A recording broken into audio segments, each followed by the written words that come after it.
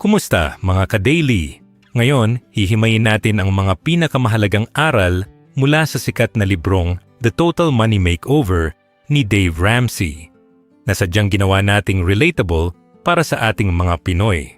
Kung pagod ka na sa cycle ng utang at gusto mo nang maranasan ang tunay na financial peace of mind, para sa iyo ang videong ito. Siguraduhin na panoorin mo ito mula simula hanggang dulo. Dahil sa huling bahagi ay tatalakayin natin ang pinakaimportanteng impormasyon at aral na magbubuo sa iyong buong pagkatao at magbibigay ng tunay na kahulugan sa iyong pagyaman. Disclaimer, ang lahat ng impormasyon na ibinahagi dito ay para sa education at inspirasyon lamang. Ito ay hindi financial advice. Bago natin simulan, paki-like naman ng video nating ito dahil malaking tulong na po yan sa mga content creator na kagaya namin. Maraming salamat po. Aral number 1, tanggapin ang katotohanan at harapin ang salamin. Mga ka-daily, bago tayo magsimulang mag-ipon o mag-invest, kailangan muna nating maging tapat sa ating mga sarili tungkol sa tunay na estado ng ating bulsa.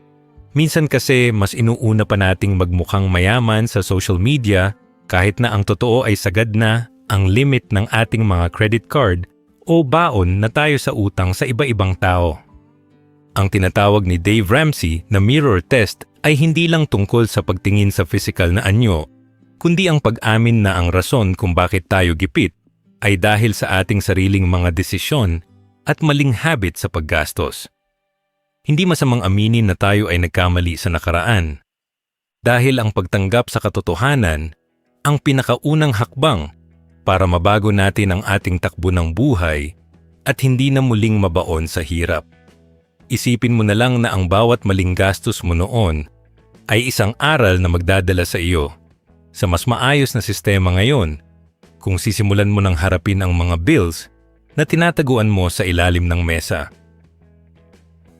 Ang problema sa marami sa atin ay mas binibigyan natin ng halaga ang opinyon ng ibang tao kaysa sa ating financial peace of mind, kaya tayo lalong nalulubog sa problema. Kailangan nating maintindihan na ang pagyaman ay 80% behavior o ugali at 20% lang ang head knowledge o talino sa math. Kahit gaano ka pa kagaling mag-compute ng interest rates o kahit gaano pa kataas ang sahod mo, kung hindi mo naman kayang kontrolin ang sarili mo sa pagbili ng mga bagay na hindi mo kailangan, mananatili kang broke. Ang pagbabago ng buhay ay nagsisimula sa pagbabago ng iyong pagkatao at kung paano mo tinitingnan ang bawat piso na dumadaan sa iyong mga kamay bilang isang pagkakataon na lumago. Huwag kang matakot na magmukhang mahirap sa paningin ng iba habang inaayos mo ang iyong finances, dahil ang mahalaga ay ang tunay na laman ng iyong bank account at hindi ang brand ng suot mong sapatos. Sa bawat desisyon na gagawin mo mula ngayon, isipin mo palagi kung ito ba ay makakatulong sa iyong long-term goal o pansamantalang saya lang ang ibibigay nito sa iyo. Maraming mga kababayan natin ang nabibiktima ng instant gratification kung saan gusto natin makuha agad ang reward kahit hindi pa natin ito pinaghihirapan o hindi pa natin ito deserve. Ang Total Money Makeover ay nangangailangan ng matinding disiplina at paninindigan na hindi ka nababalik sa dati mong gawi na basta-basta na lang gumagastos ng walang plano. Kapag natanggap mo na ang katotohanan na ikaw ang may hawak ng manibela ng iyong buhay pinansyal, doon mo palang mararamdaman ang tunay na kapangyarihan na baguhin ang iyong kapalaran. Huwag mong sisihin ang gobyerno, ang kumpanya mo, o ang iyong pamilya sa iyong sitwasyon dahil ikaw lang ang may kakayahang gumawa ng paraan para makaalis sa cycle ng kahirapan na nararanasan mo ngayon.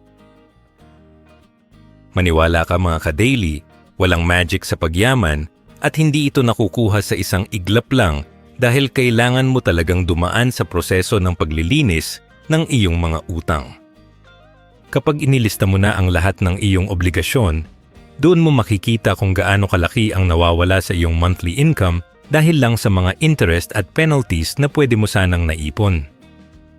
Ang bawat utang ay parang isang kadena na pumipigil sa iyo na lumipad at maabot ang iyong mga pangarap para sa iyong sarili at para sa iyong mga mahal sa buhay. Kaya naman napakahalaga na sa simula pa lang ay buo na ang loob mo na harapin ang katotohanan kahit gaano pa ito kasakit o kahirap tingnan sa papel. Ang pag-amin sa sarili ay nagbibigay sa iyo ng kalinawan ng isip para makagawa ng isang solidong plano na magiging guide mo sa mga susunod na buwan at taon ng iyong paglalakbay. Sa huli, ang pagtanggap sa katotohanan ay magsisilbing matibay na pundasyon ng iyong financial house para hindi ito basta-basta gumuho kapag dumating ang mga pagsubok sa buhay. Isipin mo na lang na naglilinis ka ng sugat, masakit sa simula pero ito ang kailangang gawin para hindi na lumala ang impeksyon at tuluyan ng gumaling ang iyong situation. Ang pagiging matapat sa sarili ay tanda ng maturity at pagiging handa na maging isang responsableng adult na kayang hawakan ang malaking halaga ng pera sa hinaharap. Tandaan mo na ang mga taong tunay na mayayaman ay hindi yung mga may pinakamahal na kotse, kundi yung mga taong may kalayaan na gawin ang gusto nila dahil wala silang iniisip na utang.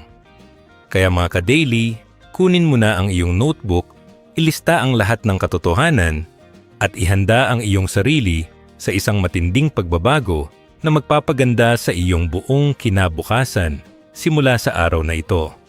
Aral number 2, ang kapangyarihan ng emergency fund.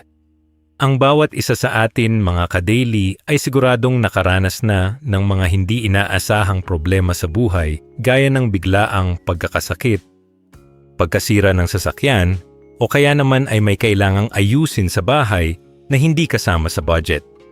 Dito pumapasok ang kahalagahan ng pagkakaroon ng Starter Emergency Fund na nagkakahalaga ng $1,000 o sa ating pera ay nasa 25,000 hanggang 50,000 pesos depende sa iyong sitwasyon. Ang pondong ito ay hindi para sa mga sale sa mall o pangregalo sa birthday, kundi para maging buffer o protection mo laban sa mga sorpresang hatid ng tadhana na madalas ay magastos. Kapag meron kang nakatabing pera para sa mga ganitong sitwasyon, hindi mo na kailangang mangutang sa kapitbahay o gumamit ng credit card na lalong magbabaon sa iyo sa problema. Isipin mo na lang na ito ay isang uri ng insurance para sa iyong kapayapaan ng isip para hindi ka agad matataranta kapag may kumatok na aberya sa iyong pintuan. Maraming mga kababayan natin ang nabubuhay sa isang paycheck to paycheck na cycle kung saan kapag may isang bagay na nagkamali, ay guguho na ang buong financial plan nila dahil wala silang sandigan. Ang layunin ng step na ito ay putulin ang ugali nating pagtakbo sa mga 5-6 o mabilisang loan na may matataas na interest rates tuwing may emergency. Ang pagkakaroon ng emergency fund ay parang pagkakaroon ng payong sa gitna ng malakas na ulan. Hindi nito mapipigilan ng ulan, pero sisiguraduhin nito na hindi ka mababasa at magkakasakit. Kailangan mong maintindihan na ang emergency ay sigurado na darating kaya mas mabuting handa ka kaysa sa laging nagugulat at naghahanap ng mahihiraman ng pera sa huling sandali. Simulan mo nang i-prioritize ang pag-iipon ng halagang ito sa pamamagitan ng pagtitipid sa mga hindi importanteng bagay gaya ng madalas na pag-order ng milk tea o kape sa labas. Ang sikreto sa pagbuo ng iyong Starter Emergency Fund ay ang bilis o ang tinatawag nating intensity para matapos mo ito agad sa loob ng maikling panahon lang. Huwag mong hayaan na tumagal ng maraming buwan ang pag-iipon sa halagang ito dahil hanggat wala kang proteksyon, ay prone ka pa rin sa muling pagkakautang. Pwede kang magbenta ng mga gamit na hindi mo na ginagamit o kaya naman ay kumuha ng extra na raket para lang mabilis mong mabuo ang iyong initial buffer. Kapag nakita mong meron ka ng nakatabing pera sa bangko na sadyang para sa emergency lang, mararamdaman mo ang isang kakaibang ginhawa na hindi mo pa naranasan noon. Ito ang magiging pundasyon mo para sa mga susunod na hakbang dahil alam mong anuman ang mangyari ay meron kang mahuhugot na sariling pera na hindi mo kailangang bayaran ng may interest sa ibang tao. Napakahalaga rin mga ka-daily na ihiwalay mo ang lalagyan ng iyong emergency fund sa iyong pang-araw-araw na gastusin para hindi ka matuksong gastusin ito sa mga luho. Mas maganda kung ilalagay mo ito sa isang separate na bank account na walang debit card o kaya naman ay sa mga digital banks na may mataas na interest rate para kahit papaano ay lumalago rin ang iyong pera. Turuan mo ang iyong sarili na maging disiplinado at matutong kilalanin kung ano ang tunay na emergency sa simpleng kagustuhan lang na makuha ang isang bagay. Ang pagkasira ng gulong ng sasakyan na ginagamit mo sa trabaho ay isang emergency. Pero ang paglabas ng bagong model ng cellphone ay hinding-hindi kailanman magiging valid na rason para galawin ang pondong ito. Ang disiplinang matututunan mo sa step na ito ay magsisilbing training ground mo para sa mas malalaking financial decisions na kailangan mong gawin sa hinaharap habang binabago mo ang iyong buhay. Sa huli, ang pagbuo ng emergency fund ay hindi lang tungkol sa pera, kundi tungkol sa pagbabago ng iyong mindset mula sa pagiging biktima tungo sa pagiging handa. Kapag alam mong mayroon kang backup, mas magiging confident ka sa pagharap sa trabaho at mas magiging malinaw ang iyong pag-iisip dahil wala kang mabigat na dinadalang alalahanin sa iyong bulsa. Ang kapayapaan ng isip na hatid ng pondong ito ay walang katumbas na halaga dahil binibigyan ka nito ng pagkakataon na makahinga ng maluwag habang inaayos mo ang iyong mga utang. Tandaan mo na ang bawat piso na inilalagay mo sa iyong emergency fund ay isang boto para sa iyong mas magandang kinabukasan at proteksyon para sa iyong pamilya. Kaya mga ka-daily, huwag mo nang antayin na dumating ang susunod na krisis bago ka kumilos. Simulan mo na ang pag-iipon ngayon para sa iyong unang layer ng financial freedom. Aral number 3. Durugin ang utang gamit ang debt snowball. Sa puntong ito mga ka-daily, oras na para harapin ang isa sa pinakamalaking hadlang sa iyong pagyaman at ito ay ang iyong mga utang. Ang debt snowball method ni Dave Ramsey ay hindi nakabase sa interest rates kundi sa psychology o ang pakiramdam na may natatapos kang laban. Ang gagawin mo lang ay ilista ang lahat ng iyong utang mula sa pinakamaliit na amount hanggang sa pinakamalaki, anuman ang tubo nito sa bawat buwan. Bayaran mo ang minimum payment sa lahat ng iyong mga utang para hindi ka magkaroon ng penalty, pero lahat ng extra mong pera ay ibuhos mo sa pinakaunang utang sa iyong listahan. Kapag nabayaran mo na ang pinakamaliit na utang, ang perang dati mong pambayad doon ay isama mo naman sa pambayad sa pangalawang utang hanggang sa lumaki ng lumaki ang iyong pambayad na parang isang bolang snow na gumugulong pababa ng bundok. Maraming tao ang nagkakamali dahil sinusubukan nilang bayaran muna ang utang na may pinakamataas na interest, pero madalas ay nawawalan sila ng gana dahil matagal bago ito maubos. Sa debt snowball, ang mahalaga ay ang quick wins o ang makita mo na nababawasan ang bilang ng mga taong pinagkakautangan mo sa lalong madaling panahon.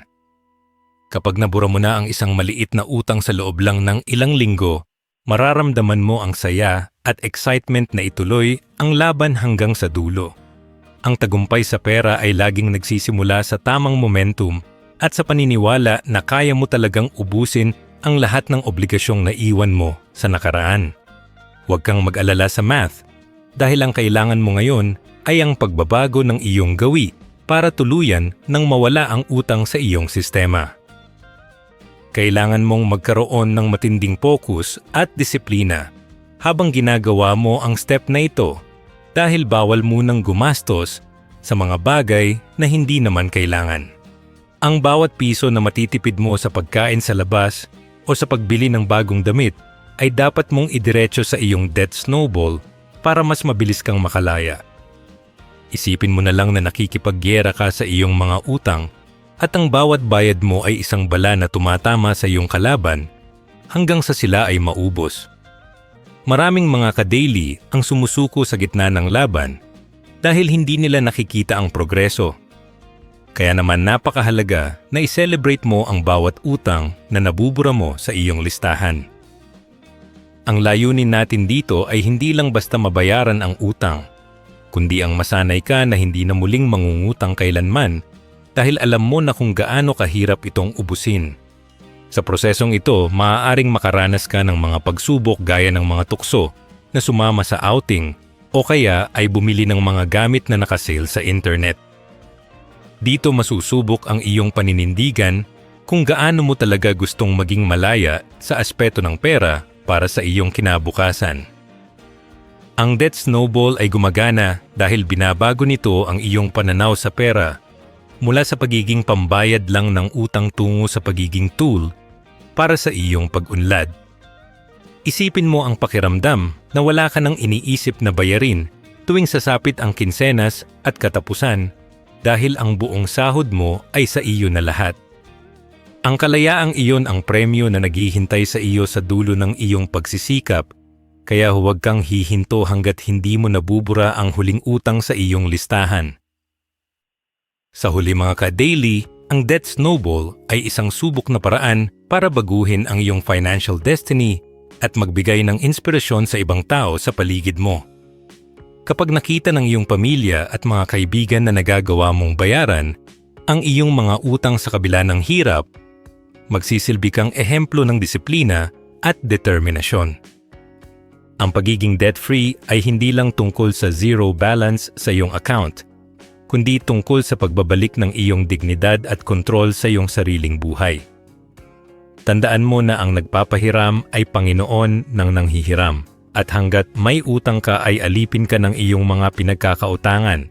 Kaya naman gawin mo ang lahat ng makakaya mo ngayon para durugin ang mga utang na yan at simulan ang iyong paglalakbay tungo sa tunay na kayamanan na walang bahid ng kahit anong obligasyon. Aral number 4. Isantabi ang genggeng o lifestyle inflation. Sa mundong ginagalawan natin ngayon mga ka-daily, napakadaling mahulog sa trap ng pagyayabang o yung tinatawag nating genggeng mentality kung saan pilit nating ipinapakita na angat tayo sa buhay. Ang lifestyle inflation ay nangyayari kapag habang lumalaki ang iyong sahod o kita, lalo mo ring dinadagdagan ang iyong mga gastusin sa mga bagay na hindi naman talaga kailangan. Maraming mga kababayan natin ang kapag na-promote sa trabaho o nakatanggap ng bonus ay agad nabibili ng bagong model ng sasakyan o kaya ay kukuha ng mga mamahaling gadget na hulugan. Ang payo ni Dave Ramsey dito ay magkaroon ng gazelle intensity kung saan magsasakripisyo ka muna sa iyong lifestyle habang inaayos mo pa ang iyong finances. Kailangan mong matutong mabuhay ng simple at iwasan ang pakikipagsabayan sa mga kapitbahay o katrabaho na ang puhunan lang naman ay utang para lang magmukhang sosyal sa paningin ng iba. Ang tunay na sikreto sa pagyaman ay ang pagpapanatili ng iyong gastos sa mababang level kahit na tumataas na ang iyong kinikita sa bawat buwan na lumilipas. Isipin mo na lang na kung kaya mong mabuhay sa 30,000 pesos noong nagsisimula ka pa lang, huwag mong gawing 50,000 ang gastos mo ngayong tumaas na ang sahod mo. Ang sobrang pera na kinikita mo ay dapat mong gamitin para mas mabilis na mabayaran ang iyong mga utang o kaya naman ay itabi para sa iyong mga investment sa hinaharap. Huwag kang matakot na tawaging kuripot o walang pakisama kung tumatanggi ka sa mga mamahaling dinner or out-of-town trips na hindi naman pasok sa iyong budget. Ang mahalaga ay alam mo ang iyong long-term goal at hindi ka nagpapadala sa pressure ng social media na laging nag-uudyok sa atin na gumastos ng gumastos. Kadalasan ay ang ating ego ang nagiging kalaban natin sa pag-abot ng financial freedom dahil gusto nating patunayan sa mundo na tayo ay nagtatagumpay na. Pero mga ka-daily, ang tunay na tagumpay ay hindi nasusukat sa brand ng iyong damit o sa ganda ng iyong relo kundi sa laki ng iyong savings at investments. Ang delayed gratification ay isang mahalagang skill na dapat mong matutunan kung saan pipigilan mo muna ang iyong sarili na makuha ang mga luho ngayon para sa mas malaking reward sa huli. Sabi nga sa libro, mamuhay ka muna gaya ng walang ginagawa para sa huli ay makapamuhay ka gaya ng walang nagagawa dahil sa yaman na naipon mo. Ang pansamantalang pagtitiis ay maliit na sakripisyo lang kumpara sa habambuhay na seguridad at kalayaan na makukuha mo kapag hindi ka na nabaon sa bitag ng lifestyle inflation.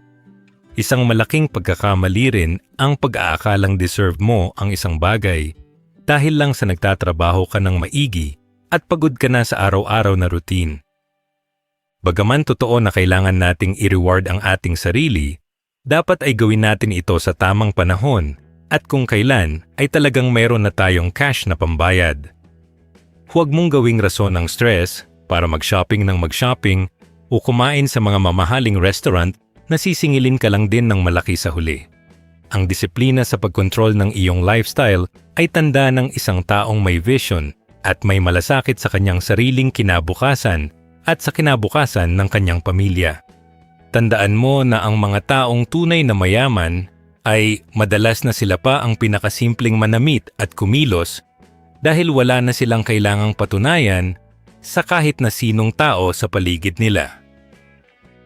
Sa huli mga ka-daily, ang pag-iwas sa genggeng or lifestyle inflation ay magbibigay sa iyo ng mas maraming bala para labanan ang kahirapan at bumuo ng tunay na yaman.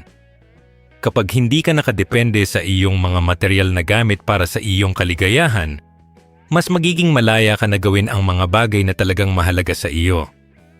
Ang perang matitipid mo sa hindi pagbili ng mga luho ay magsisilbing binhi na itatanim mo para sa iyong retirement at para sa education ng iyong mga anak.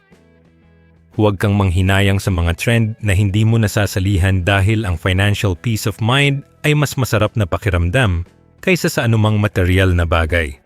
Panatilihin ang iyong mga paa sa lupa, maging kontento sa kung anong mayroon ka, at magsumikap na palaguin ang iyong pera ng may tamang karunungan at disiplina sa bawat araw.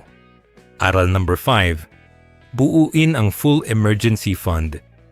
Pagkatapos mong durugin ang iyong mga utang sa nakaraang step, mga ka-daily, siguradong malaki na ang natitira sa iyong sahod dahil wala ka nang binabayarang interest. Ngayon naman ay oras na para patibayin ang iyong financial fortress sa pamamagitan ng pagbuo ng full emergency fund na kayang sagutin ang 3 hanggang 6 months ng iyong kabuuang gastusin. Kung ang una nating ipon ay para lang sa mga maliliit na aberya, itong full fund na ito ay para sa mga malalaking dagok gaya ng biglaang pagkawala ng trabaho o pagsasara ng kumpanya. Isipin mo na lang na kung ang gastos mo sa isang buwan ay 30,000 pesos, dapat ay meron kang 90,000 hanggang 180,000 pesos na nakatabi sa bangko. Ang perang ito ay magsisilbing insurance mo para kahit anong mangyari sa ekonomiya o sa iyong career, ay hindi ka magugutom at hindi ka mapipilitang bumalik sa pangungutang. Maraming mga kababayan natin ang natataranta kapag nawalan ng income dahil wala silang kahit anong backup na mahuhugot sa oras ng pangangailangan. Ang layunin ng step na ito ay bigyan ka ng sapat na panahon o breathing room para makahanap ng bagong oportunidad nang hindi ka nape-pressure na tanggapin ang kahit anong trabaho dahil lang sa gipit ka. Kapag alam mong meron kang panggastos sa loob ng 6 na buwan, mas magiging kalmado ang iyong pag-iisip at mas magiging maayos ang iyong mga desisyon sa buhay. Hindi ka na matatakot sa iyong boss o sa mga biglaang pagbabago sa paligid dahil alam mong protektado ang iyong pamilya sa anumang krisis. Ito ang tunay na kahulugan ng financial security, kung saan ang iyong pera ang nagtatrabaho para protektahan ka sa halip na ikaw ang laging stressed kung saan kukuha ng pambayad sa kuryente at tubig. Napakahalaga na ang pondong ito ay manatiling liquid o madaling makuha, pero hindi mo dapat ito ihalo sa iyong checking account o sa perang panggastos sa palengke. Mas mainam na ilagay ito sa mga high-yield savings account o sa mga digital banks na nagbibigay ng 5% hanggang 7% na interest kada taon para hindi kainin ng inflation ang halaga ng iyong pera. Huwag mo itong itatago sa ilalim ng unan o sa loob ng alkansya dahil kailangan nating masiguro na ang iyong pinaghirapang ipon ay ligtas at kumikita rin kahit paunti-unti. Tandaan mo mga ka-daily na ang emergency fund ay hindi isang investment kundi isang proteksyon. Kaya huwag kang manghinayang kung hindi ito kasing laki ng kita sa stocks. Ang primary function nito ay maging fire extinguisher na gagamitin mo lang kapag may sunog na kailangang patayin sa iyong finances. Sa pagbuo ng full emergency fund, kailangan mo pa ring panatilihin ang disiplina na natutunan mo noong nagbabayad ka pa ng utang para mabilis mong maabot ang target amount. Maaaring isipin mo na ang laki naman ng kailangang ipunin, pero isipin mo rin ang laki ng ginhawa na ibibigay nito sa iyo at sa iyong asawa o mga anak. Kapag nabuo mo na ang halagang ito, mararamdaman mo na ang tunay na kalayaan dahil sa puntong ito ay wala ka ng utang at meron ka pang sapat na ipon sa bangko. Ito na ang huling hakbang bago tayo pumasok sa seryosong mundo ng pag-i-invest at pagpapalago ng yaman para sa iyong kinabukasan. Ang disiplinang ipinamalas mo sa pag-iipon ng 6 na buwang gastusin ay patunay na handa ka na sa mas malalaking responsibilidad sa paghawak ng pera. Sa huli mga ka-daily, ang pagkakaroon ng full emergency fund ay magbabago sa atmosfera ng inyong tahanan dahil mababawasan ang pag-aaway tungkol sa pera sa pagitan ng mag-asawa. Kapag may sapat na buffer ang pamilya, mas nagiging masaya ang pagsasama at mas nagiging positibo ang pananaw nyo sa hinaharap dahil hindi kayo laging nasa survival mode. Ang pondong ito ang magsisilbing pader na haharang sa lahat ng kamalasan na pwedeng dumating sa buhay mo para hindi na ito makapasok at makasira sa iyong mga pangarap. Tandaan mo na ang kapayapaan ng isip ay hindi nabibili ng kahit anong gadget o material na bagay, kundi nakukuha ito sa tamang paghahanda at disiplina sa iyong finances. Simulan mo nang buuin ang iyong fortress ngayon at ihanda ang iyong sarili sa susunod na level ng pagyaman na siguradong magpapabago sa iyong kapalaran. Aral number 6. Mamuhunan para sa kinabukasan o 15% retirement. Ngayong wala ka na talagang utang at meron ka na ring sapat na emergency fund, mga ka-daily, oras na para pagtrabahuhin ang iyong pera para sa iyong pagtanda. Ang payo ni Dave Ramsey ay maglaan ng 15% ng iyong kabuuang household income bawat buwan para sa iyong retirement fund o pag-iipon sa kinabukasan. Maraming mga Pilipino ang umaasa na lang sa kanilang SSS o GSIS pension. Pero sa totoo lang ay madalas ay hindi ito sapat para mabuhay ng komportable pagdating ng araw. Sa pamamagitan ng paglalaan ng 15%, sinisiguro mo na ang iyong pera ay lalago sa pamamagitan ng compound interest sa loob ng mahabang panahon. Huwag mong isipin na malayo pa ang pagtanda dahil ang pinakamahalagang weapon mo sa pag-invest ay ang oras. Kaya habang mas maaga kang magsisimula, ay mas malaki ang aanihin mo. Ang pag-i-invest ay hindi lang para sa mga mayayaman o sa mga eksperto sa stock market, kundi para sa kahit sinong may disiplina na magtabi ng maliit na bahagi ng kanilang kinikita. Maaari mong tingnan ang mga options gaya ng Pag-ibig MP2, mutual funds, o kaya ay index funds na subok na sa pagbibigay ng magandang kita sa pagdaan ng mga taon. Ang mahalaga rito mga ka-daily ay ang consistency or ang pagiging tuloy-tuloy sa paglalagay ng pera kahit na tumataas o bumababa ang presyo sa market. Huwag kang magpapadala sa takot o sa mga bali-balita dahil ang retirement investing ay isang long-term game na nangangailangan ng pasensya at tiwala sa proseso. Isipin mo na lang na nagtatanim ka ng isang puno ngayon na magbibigay sa iyo ng lilim at prutas pagdating ng panahon na hindi mo na kayang magtrabaho ng mabigat. Isang malaking pagkakamali ng marami sa ating mga kababayan ay ang gawing retirement fund ang kanilang sariling mga anak sa pamamagitan ng pag-asa sa kanila paglaki. Ang layunin natin dito ay maging financially independent para pagdating ng araw ay hindi tayo maging pabigat sa kanila at mabili natin ang ating mga pangangailangan ng mag-isa. Kapag maayos ang iyong retirement fund, binibigyan mo rin ng kalayaan ang iyong mga anak na simulan ang sarili nilang buhay nang walang pasan na obligasyon sa magulang. Ito ang tunay na pagmamahal sa pamilya, yung sinisiguro mo na ang iyong kinabukasan ay hindi nakasandal sa balikat ng iba kundi sa sarili mong pinaghirapan at pinagplanuhan. Ang 15% na ito ay maliit na sakripisyo lang ngayon para sa isang marangal at masayang buhay pagtanda na walang halong kaba o pangamba sa pera. Kailangan mong maging automatiko sa iyong pag-iipon para hindi mo na makitang panggastos ang 15% na ito at diretso na agad ito sa iyong investment account. Sa paraang ito, masasanay ang iyong lifestyle sa natitirang 85% ng iyong sahod at hindi mo na mararamdaman na may nababawas sa iyong budget. Tandaan mo na ang inflation ay patuloy na nagpapaliit sa halaga ng pera, kaya kung itatago mo lang ito sa ilalim ng kama, ay matatalo ka lang sa huli. Ang pag-invest sa mga instrumentong tumatalo sa inflation ang tanging paraan para mapanatili ang iyong purchasing power hanggang sa iyong huling mga taon. Maging matalino sa pagpili kung saan mo ilalagay ang iyong pera at huwag matakot na mag-aral o magtanong sa mga taong talagang may alam sa aspeto ng tamang pagpapalago ng yaman. Sa huli mga ka-daily, ang pag-iipon ng 15% para sa retirement ay tanda ng isang taong may malasakit sa kanyang sarili at sa kanyang legacy. Ang pakiramdam na alam mong meron kang sapat na pondo para sa iyong retirement ay nagbibigay sa iyo ng higit na kumpiyansa sa araw-araw mong pagtatrabaho.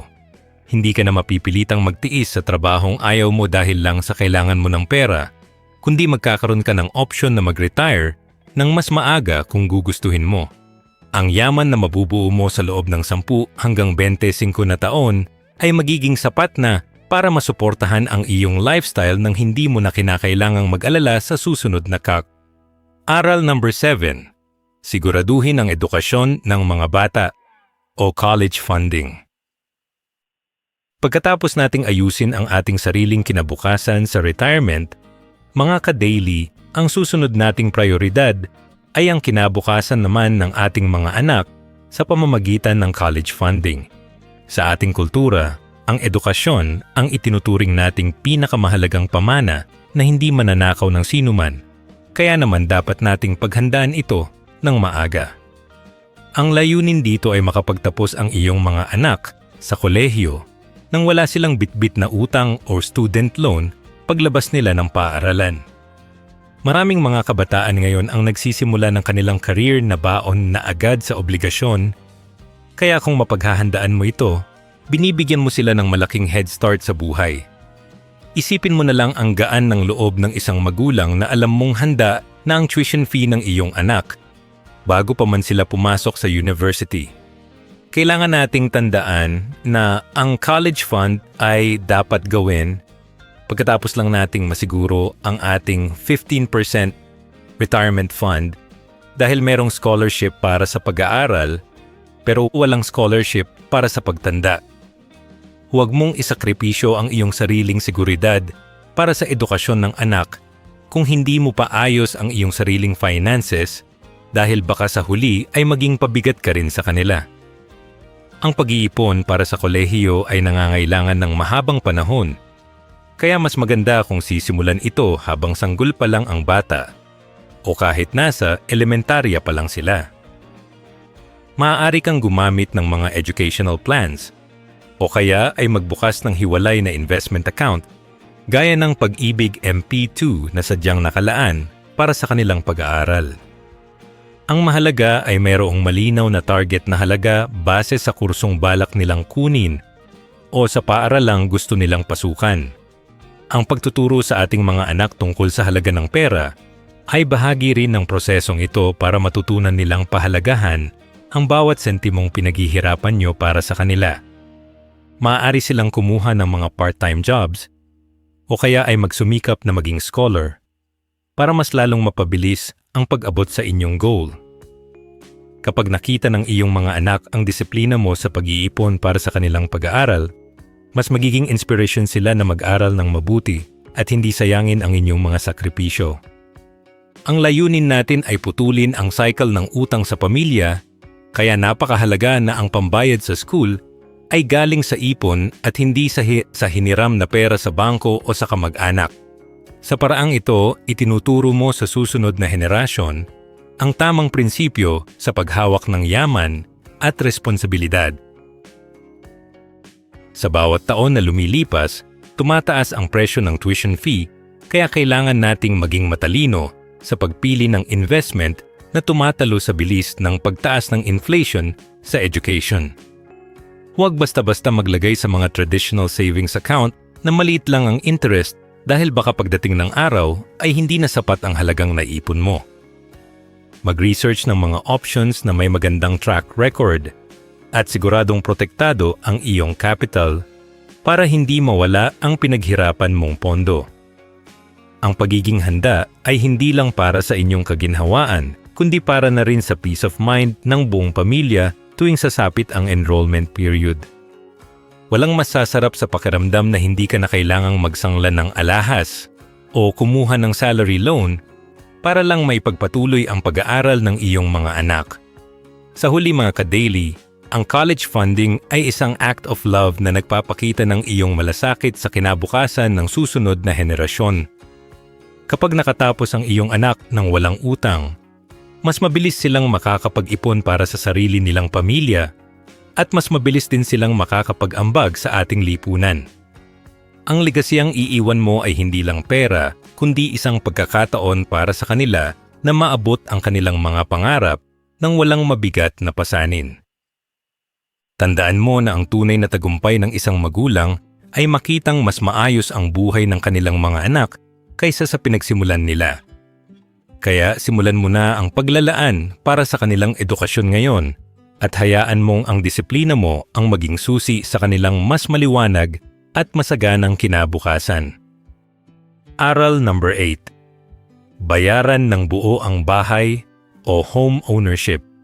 Ngayong maayos na ang iyong retirement at college fund para sa mga bata, mga ka-daily, oras na para harapin ang isa sa pinakamalaking pangarap ng bawat pamilyang Pilipino, ang magkaroon ng sariling bahay na wala ng utang. Ang payo ni Dave Ramsey sa step na ito ay ibuhos ang lahat ng iyong extra na kita para mabayaran ng mas maaga ang iyong housing loan, ito man ay sa pag-ibig o sa bangko.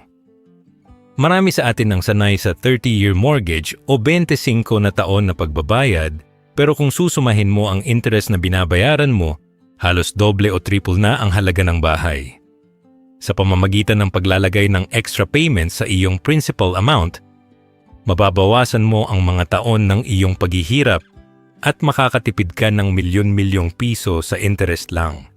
Isipin mo na lang ang sarap sa pakiramdam na ang bawat sulok ng iyong tahanan ay pag-aari mo na talaga 100%. Kadalasan ay hinahayaan lang natin na tumakbo ang monthly amortization natin sa loob ng mahabang panahon dahil akala natin ay normal lang na habang buhay tayong nagbabayad. Pero mga ka-daily, ang tunay na financial freedom ay nagsisimula kapag wala ka ng inaalalang upa o monthly bill para sa iyong tinitirhan sa bawat buwan.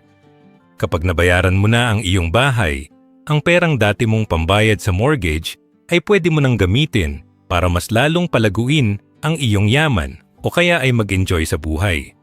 Huwag kang makontento sa minimum payment lang kung mayroon ka namang ekstrang kinikita mula sa iyong trabaho o side business na pwedeng ipantabon sa utang. Ang pagiging agresibo sa pagbabayad ng bahay ay isang investment sa iyong seguridad at sa kapayapaan ng isip ng iyong buong pamilya. Isang mahalagang paalala rin ay huwag kumuha ng bahay na ang monthly payment ay hihigit sa 25% ng iyong take-home pay para hindi ka maging house poor. Maraming kababayan natin ang kumukuha ng masyadong malaking bahay na hindi naman nila kayang bayaran ng mabilis, kaya ending ay stressed sila sa bawat buwan na darating. Ang layunin natin ay magkaroon ng shelter na nagbibigay ng saya at hindi ng sakit ng ulo dahil sa laki ng utang na kailangang bunuin. Kung ikaw ay kasalukuyan ng may housing loan, mag-focus ka sa pagbabayad nito ng mas mabilis kaysa sa schedule na ibinigay sa iyo ng bangko. Ang bawat extra payment mo sa principal ay direktang nagpapababa ng iyong utang at nagpapalapit sa iyo sa araw na tunay ka ng malaya. Kapag wala ka ng utang sa bahay, ikaw na ang may-ari ng iyong pinakamalaking asset na hindi na pwedeng bawiin sa iyo ng kahit sinong ahensya o institusyon.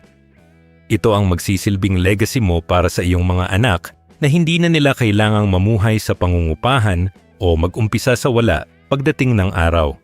Ang pagkakaroon ng paid-off home ay nagbibigay sa iyo ng matibay na pundasyon para sa susunod na yugto ng iyong pagyaman dahil ang pinakamalaking expense ng isang tao ay nawala na sa iyong listahan. Isipin mo na lang ang perang matitipid mo sa loob ng 10 o 25 na taon kung matatapos mo ang iyong utang sa loob lang ng 7 o 10 taon. Ang disiplinang ito ay magbubukas ng pinto para sa mas marami pang oportunidad na makatulong sa iba at makapag-invest sa mas malalaking bagay.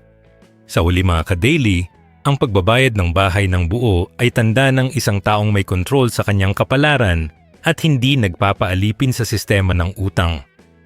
Ang pakiramdam na nakatapak ka sa sarili mong lupa na wala kang kahit isang pisong utang ay walang katumbas na halaga sa mundong ito.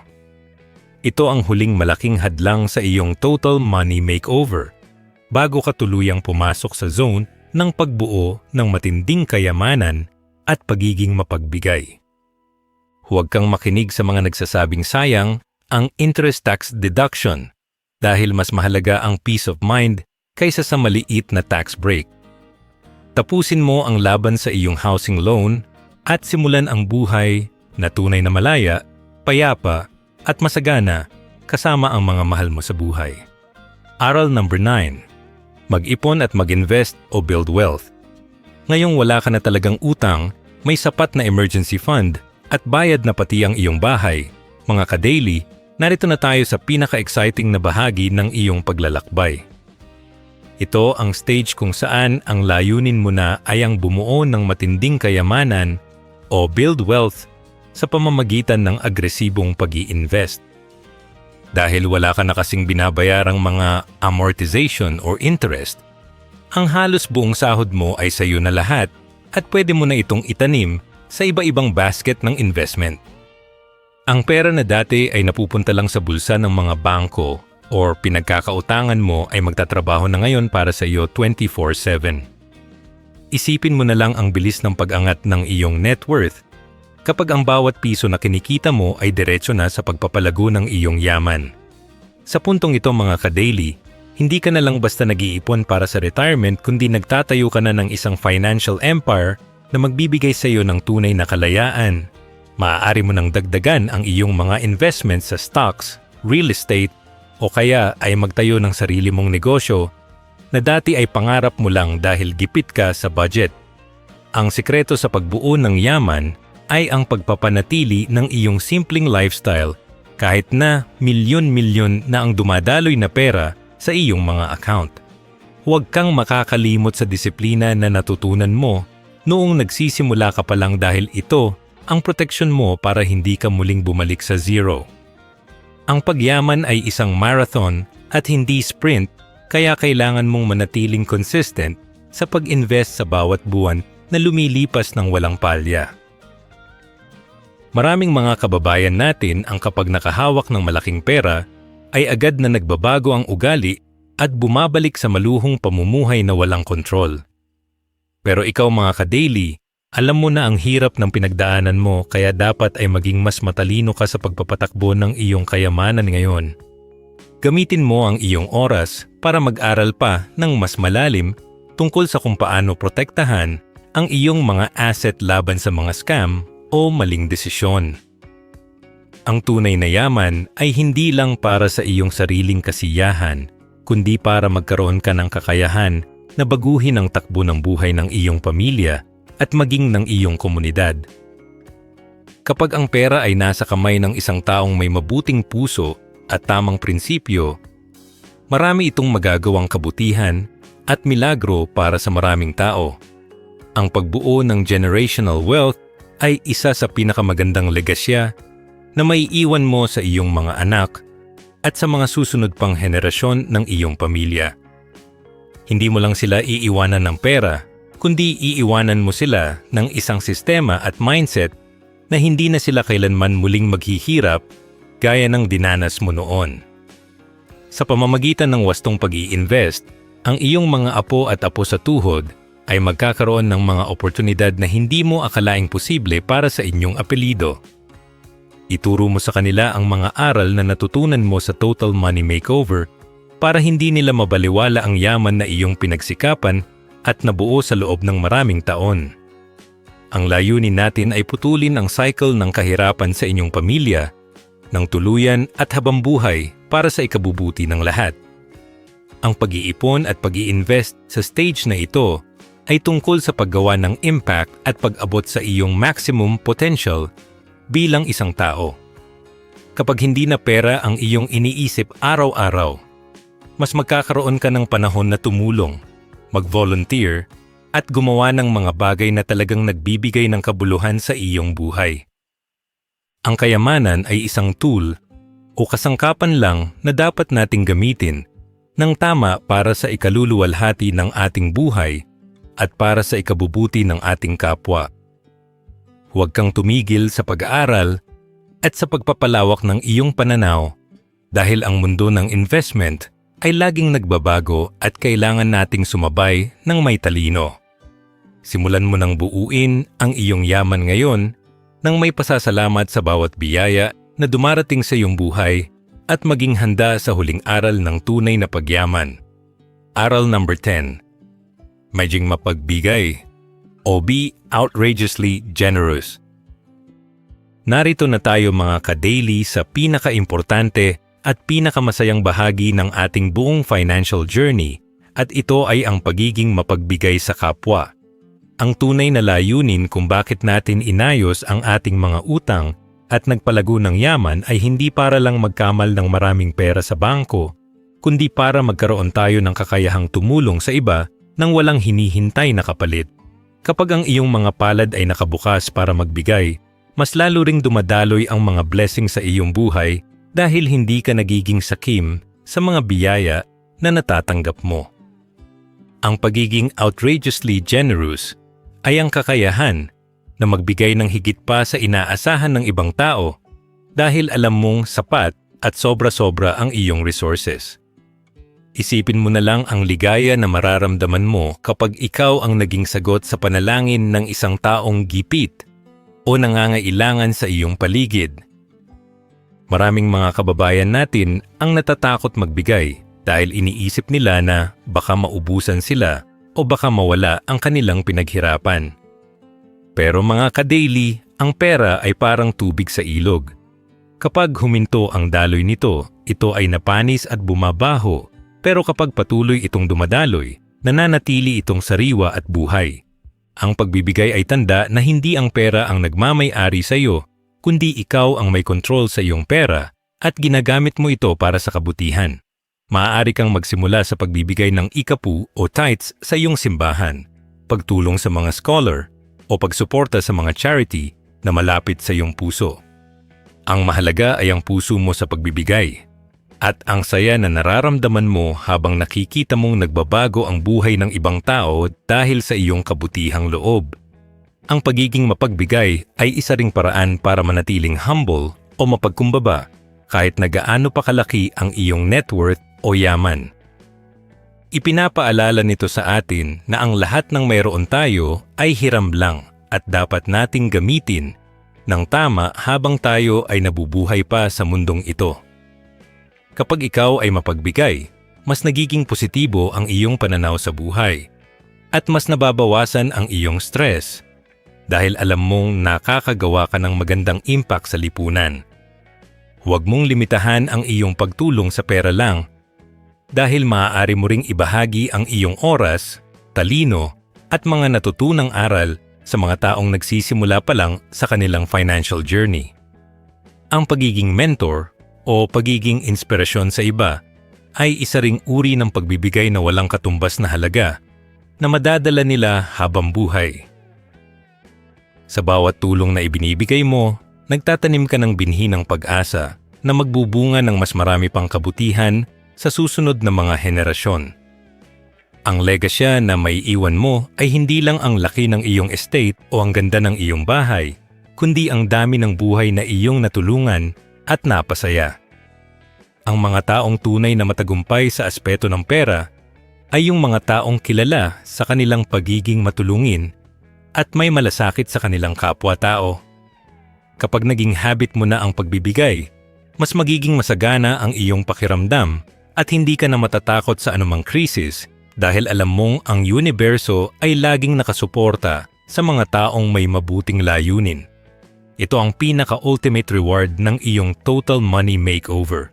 Ang maging daluyan ng pagpapala para sa mas maraming tao sa paligid mo. Sa huli mga ka-daily, ang pagiging outrageously generous ang kukumpleto sa iyong pagkatao at magbibigay ng tunay na kahulugan sa iyong pagyaman. Ang saya ng pagtanggap ay panandalian lang, pero ang saya ng pagbibigay ay nananatili sa iyong puso habang buhay at nagbibigay ng kakaibang peace of mind. Tandaan mo na ang tunay na yaman ay hindi nasusukat sa kung ano ang nakuha mo, kundi sa kung ano ang naibigay mo para mapaganda ang mundo.